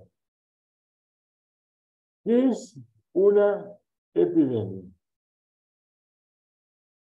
Una epidemia es cuando hay un porcentaje mayor de enfermos que la media normal en una comunidad, en una ciudad, en una población, en una provincia, etc. Es decir, hay un exceso de cantidad de enfermos de determinada enfermedad en un lugar determinado. Eso es una epidemia. Por ejemplo, ahora que se viene el tema de la gripe. Espero que no haya epidemia de gripe como hubo en la década del 80, que fue tremendo. Hoy, afortunadamente, hay mucha gente que se vacuna y hay otros que no se vacunan porque tienen miedo, porque dicen que se vacunó una vez y le hizo mal. Son todos esos fantasmas que alguna vez vamos a hablar, que no sirven para nada. Nadie se murió o le pasó algo serio por una vacuna. Más allá de un poquito de fiebre, otra cosa no sucede. Hay personas que no quieren vacunarse contra la gripe porque dicen, yo me vacuné contra la gripe y me engripé 10 veces. Bueno, eso es porque no sabe lo que es la gripe. Si se enfermó de gripe, se lo enfermaron una vez porque el único virus que produce gripe es el virus de influenza. Y aparece una sola vez. Lo que tuvo es resfrío. Y el resfrío no es gripe. Lo que pasa es que nosotros utilizamos mal el término. Dice, estoy engripado. Mirá, si estuvieras engripado estarías en tu casa, en la cama, con fiebre alta, dolor de hueso, dolor de músculo, mareo, dolor de cabeza, y siempre digo, si sos un hombre, te estás por morir. Mi viejo médico siempre me decía, mira Mauricio, al único enfermo que no tenés que mandar nunca a la cama es al que tiene una gripe. Se va solo, no hace falta que le diga vaya a la cama, mi amigo, se va solo, no puede andar. Eso es gripe. No se confundan gripe con resfrío. El resfrío es otra cosa, es una enfermedad de las fosas nasales, una congestión nasal. No es gripe. Por eso fue a trabajar engripado y todo. Mentira, el resfriado habrá ido. Que tampoco debería ir de última porque termina resfriando a todos, es muy contagioso. Pero no hay ningún mérito, nadie engripado va a hacer nada. Si tiene gripe, está en la cama. Y son 7 días. 7 a 10 días. Eso es gripe.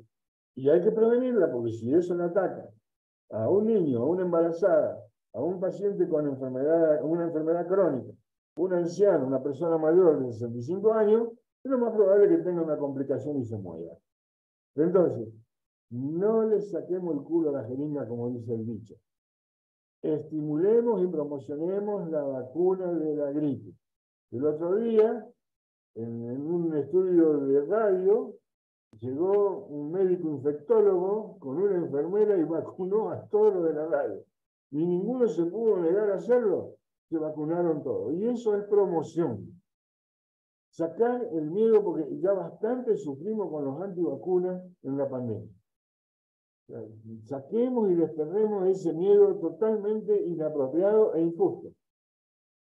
Cualquier vacuna que se utilizó para el coronavirus, habrá algunas que eran más efectivas que otras, pero ninguna provocaba ninguna complicación seria.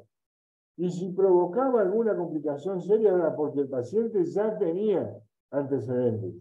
En tal caso, es un paciente que debería haber sido diagnosticado previamente si era un enfermo que tenía como enfermedad de base trombosanguíneo, riesgo de trombosis arterial.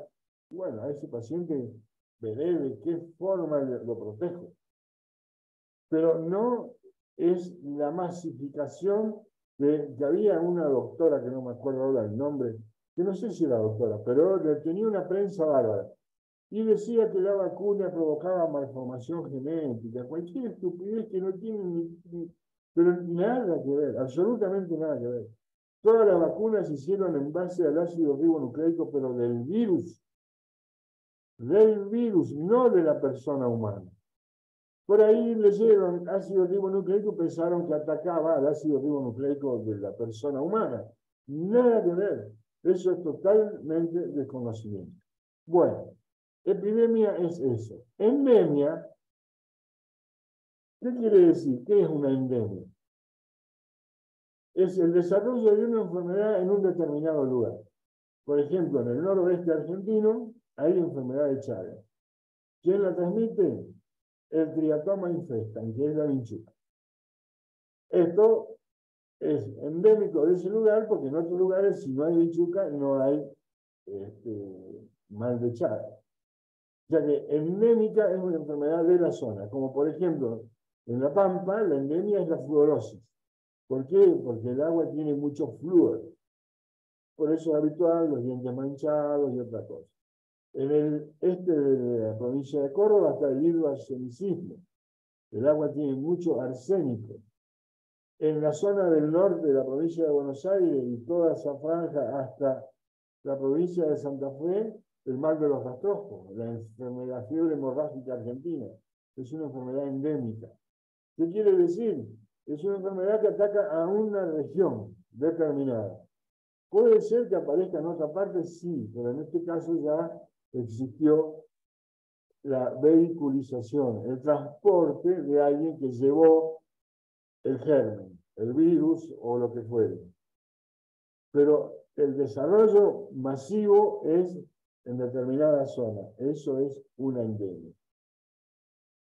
Una zoonosis. No vamos a explicar el ciclo de la zoonosis, pero se ve zoonosis, zoo viene de animales. Las zoonosis son enfermedades derivadas de los animales. Y obviamente el principal responsable de estas enfermedades es la transmisión del animal. Por eso tenemos que tener presente que hay que desinfectar ciertos animales, como en el caso de perros, las cabras, los cerdos que van a ser faenados para chacinados, etc. Tenemos que prevenir la zoonosis y eso se puede hacer con exámenes de laboratorio que realiza el veterinario. Y para eso está SENASA, que es sanidad animal a nivel de todo el país. Y la pandemia es lo que acabamos de vivir con el virus del coronavirus, el SARS, el virus sincicial respiratorio. La pandemia es cuando la epidemia se propaga a todas las naciones, a otras naciones. Cuando la enfermedad se extiende en todo el mundo. Eso es pandemia. Vuelvo a reiterar, hoy la pandemia no está todavía declarada desaparecida. Pero, afortunadamente, ¿qué fue lo que hizo controlar y que hoy estemos gozando la tranquilidad de que la pandemia está no vencida de todo, pero sí controlada? Las vacunas. Las vacunas. Si le hubiéramos hecho caso a los antivacunas, bueno, no sé si no hubiera desaparecido la humanidad, pero sí hubiera sido catastrófico. Catastrófico. Y generalmente las personas fallecidas, desgraciadamente, fueron por no estar vacunadas o por tener enfermedades asociadas, por ser pacientes con factores de riesgo aumentados. Quien se vacunó a tiempo y forma no se enfermó. Y eso fue lo que frenó el desarrollo de la enfermedad, las vacunas, y no otra cosa. Por eso es importante la inmunización. La inmunidad, en este caso estamos hablando del coronavirus, pero podemos hablar de sarampión, poliomielitis, varicela, herpes zóster, tos convulsa, tos ferina, escarlatina, tuberculosis, tétano, brucelosis, y puedo nombrar todas las enfermedades que todas tienen vacunas para prevenirlas. Eso es actuar sobre la inmunidad. La inmunidad es el estado natural que tiene mi organismo, todos los organismos de los seres humanos, para defenderse de cualquier infección. Esa inmunidad puede ser o natural o adquirida. Es natural, se la tiene como patrimonio heredado. Hay personas que no se van a enfermar nunca porque ya tienen resistencia propia. Por eso no me vengan con decir, este tipo no se vacunó nunca y sin embargo no se enfermó. Perfecto, pertenece a este grupo. No quiere decir que todos vayan a tener la misma respuesta inmunológica. Por eso es importante pensar en la inmunidad adquirida, que es la que yo tengo que adquirir para no enfermarme. Esta inmunidad adquirida puede ser activa o pasiva. Activa es cuando se produce la enfermedad, no me he muerto, entonces el organismo fabricó anticuerpos. Por haber tenido la enfermedad, eso me protege, de lo cual no me voy a enfermar nunca porque el organismo fabricó anticuerpos. Y esto nos pasa a muchos que de chicos hemos tenido sarampión, rubiola, papera, y ya hemos tenido la enfermedad. Entonces nunca más la vamos a tener. ¿Por qué? Porque esa enfermedad generó los anticuerpos. Perfecto, no esperemos que llegue la enfermedad. Hoy las vacunas pueden cumplir con eso. Por eso el calendario nacional de vacunas de nuestro país es excelente. Lo que pasa es que hay que cumplirlo. Y si se cumpliera totalmente, hasta podrían desaparecer algunas enfermedades. Y desgraciadamente no desaparecen porque no se vacunan todos. No se vacunan todos. Esa es la verdadera respuesta. Y la inmunidad adquirida, esto es durante la gestación y la lactancia, porque la leche de la mamá le pasa al bebé todos los anticuerpos que lo van a proteger de enfermarse, para siempre o por un tiempo. O bien por sueros o gamma-globulinas, como en el caso del tétano, como en el caso de una picadura de una araña, la mordedura de una víbora, que yo puedo utilizar el suero específico contra la toxina o el veneno que provocó la enfermedad. Eso es pasiva, por eso es necesario tener presente que en el caso de que yo necesite inyectar urgente anticuerpos, tengo las gamma-globulinas.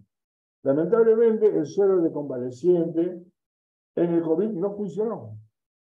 No funcionó. Se intentó por todos los medios, inclusive se utilizó con suero de caballo, a los cuales se les puso el anticuerpo, o sea, las gamma-globulinas de anticuerpos contra el COVID, y no funcionó. Desgraciadamente, no fue un tratamiento que se pudo institucionalizar. Así como la ivermectina y otras cosas que se intentaron hacer, tomar lavandina, de las cuales se murieron por tomar lavandina y no por el COVID. Es decir, todo lo que se hizo por fuera de la ciencia fracasó.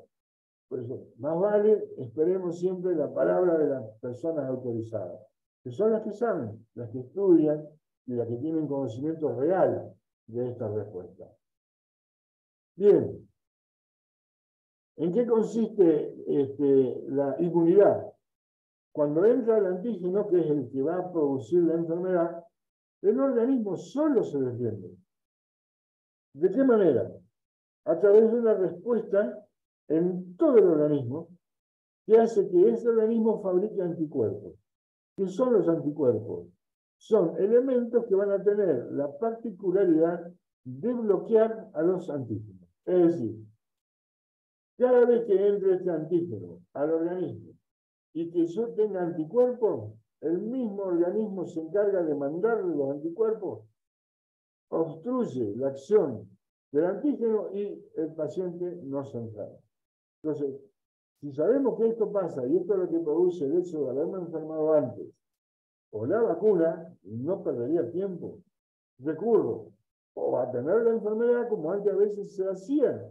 Muchas madres llevaban a visitar a su hijo a la casa de tal porque tenía una enfermedad, porque sabían que teniendo la enfermedad después no se enfermaba. Está bien, eso era porque no había mucho conocimiento de todo esto. Hoy no sería lo adecuado. Hoy lo adecuado sería ponerse la vacuna y dejarse de matar. Lo cierto es que este proceso no dura, no se activa en forma inmediata. Lleva un tiempo hasta que el organismo fabrica el anticuerpo.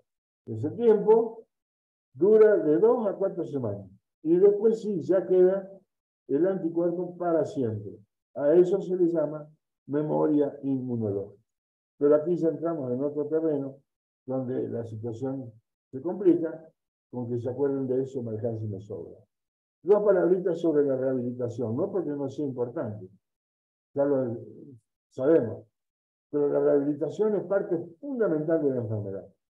Y bueno, voy a tratar de no abusarme de su paciencia. El mensaje es concreto.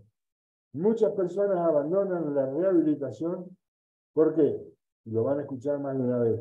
No se olviden de mí. Muchos pacientes o familiares de pacientes dicen, ¿para qué voy a seguir con rehabilitación si siempre está igual? Hace 3 años que va a rehabilitación y siempre está igual. Es más, van a escuchar, ¿para qué hacer rehabilitación? Hace 2 años que va y está peor. Díganme que han escuchado eso más de una vez. Perfecto. Ahora viene la respuesta. De no haber, si esas personas hubieran continuado con la rehabilitación, seguirían igual. La que la abandonó va a empeorar. Y el que estaba peor, sin rehabilitación, va a estar mucho peor. Entonces, la rehabilitación es rehabilitación, no es curación. La rehabilitación puede llegar a durar 1 mes, 2 años, 10 años o para siempre. Lo importante es no dejar la rehabilitación. La reeducación física, vocacional, mental, es permanente.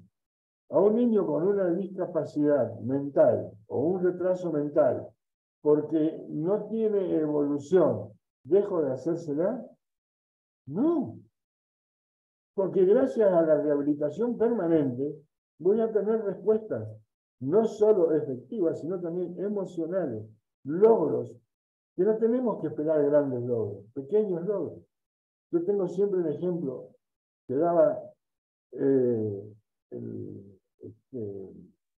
profesor Repeto, que era un rehabilitador del hospital italiano que integraba el equipo de mi formación como geriatra, decía que tuvo un paciente que tuvo un accidente cerebrovascular, como el que padeció la enfermita que está sentada ahí, que tiene la boca desviada, un pacientito que tuvo un accidente cerebrovascular y que había quedado parapléjico, es decir, con parálisis de los 4 miembros. después de 5 años de rehabilitación, logró prender la luz de la llave de la luz. Usted va a decir, pero 5 años para eso. Bueno, si no hubiera hecho rehabilitación, probablemente no hubiera llegado ni a vivir los 5 años. Entonces, tenemos que aferrarnos a los pequeños logros que van a ser grandes logros. Y recordemos que la rehabilitación es para todas las edades de la vida. No solo para los ancianos o para los niños. Para todas las edades de la vida. Cualquiera puede tener un accidente cerebrovascular, un accidente de tránsito, cualquier tipo de enfermedad degenerativa, como puede ser una esclerosis múltiple, una esclerosis lateral amiotrófica, a cualquier edad. Y no por eso, porque tuve una enfermedad, lo voy a abandonar. Voy a tener que tratar de hacer la recuperación hasta donde pueda. La reeducación de los miembros o las funciones alteradas. Y la readaptación social, que quizás sea lo más difícil. Poder seguir actuando en sociedad. Hay un ejemplo viviente que es Esteban Bullrich, que fue senador de la Nación. Él está enfermo de una esclerosis lateral amiotrófica. Está en situaciones bastante complejas en su salud. Sin embargo, sigue participando porque su mente, porque su actividad mental sigue intacta. Su impedimento, su deterioro progresivo es únicamente neurológico. No tiene nada que ver con su actividad mental. Entonces, a través de lo que es hoy el chat GPT, o sea, la inteligencia artificial, puede hablar a través de la computadora, puede hacerse entender a través de gestos que la misma inteligencia artificial traduce para los demás. Es decir, tenemos que utilizar al máximo todo lo que la tecnología nos ofrece y nunca bajar los brazos, porque para bajar los brazos ya vamos a tener tiempo de sobra. Para ir terminando, quiero dejar un mensaje que con esto termino, se lo prometo. Que les quede de enseñanza no solo por la actividad que ustedes van a desarrollar, sino para su vida personal. Lo que yo llamo paradigma biopsicosocial de la enfermedad. La enfermedad no está separada de la persona ni de su medio. Las causas de enfermedades son múltiples.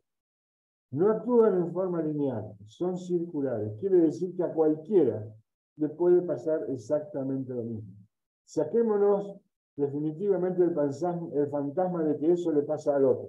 No, esto no le pasa al otro, esto le pasa a cualquiera. A mí, a cualquiera. La relación de la unidad de salud con el paciente tiene efectos sobre la enfermedad y su evolución. La unidad de salud debe atender y entender al paciente y el significado que tiene para el paciente su enfermedad. Aprender a enseñar, nunca se olviden eso. Aprender a enseñar es cuando el paciente aprende y entiende lo que le pasa. Ese paciente es un aliado, ese paciente te va a ayudar a su curación. Por eso, a la enfermedad siempre hay que tratarla en el entorno máximo posible, lo que es su familia, sus amigos, el medio ambiente. ¿Por qué? Porque la enfermedad no se limita nada más que a la lesión, a los síntomas que pueda tener. En esta hay que considerar las repercusiones en todos los subsistemas, que incluye lo biológico, lo social, la pareja, la familia, los amigos, los vecindarios, la comunidad, las mascotas, etc. Cada nivel tiene su propio nivel de conocimiento y participación. Esto es lo que me obliga y me deja muy claro el panorama que el agente sanitario, cualquier auxiliar de salud, queda incluido dentro de lo que es el área de la atención médica, lo que es el área de la prevención. Recuerden que la ciencia avanza a puntillas, no hace ruido, porque los pasos hacen demasiado ruido. Y no sabemos en el tiempo, en 1, en 2 o 3 años, con qué situación nos vamos a encontrar o qué estábamos haciendo mal. Esto es gracias al compromiso permanente, hacer cursos de capacitación, el compromiso con mi vida, que es con la vida de los demás. Muchas gracias por el aguante, realmente las felicito. A todas las que están durmiendo, despiértense. La clase ha terminado.